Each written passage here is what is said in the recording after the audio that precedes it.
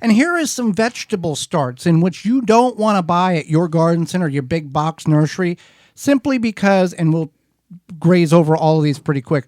One, any type of bean, bush bean, garbanzo bean, chickpea, pole bean, because if you get the seeds, which is like let's say $2.50 to $4 a pack, normal pack, whatever you'll get 25 to 50 seeds in that pack, or you can get 1 or 2 bean plants in this 4-inch container that are extremely root sensitive, that when you transplant, you will probably kill it, or it won't transplant very easily. Right. Put the 50 seeds in the ground, and within less than 2 weeks, you're going to have all those beans sprouting, or in your container.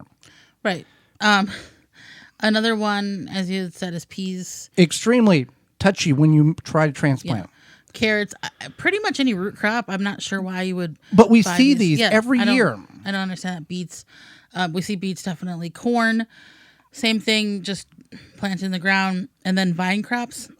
What are you talking about, like cucumbers? Cucumber, squash, all of these vine crops that you put in the ground at the appropriate time, typically 2 weeks to 4 weeks after your last average frost date. You can find that going to your favorite search engine, punching in your zip code and saying last average frost date.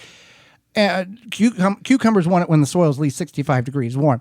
But you put them in the ground, and within 7 to 10 days, these things are sprouted. And studies have shown that if you take a transplant of cucumber that's about 2 inches tall and plant it in the ground at the same time you plant the seed, in 4 weeks they're the same size.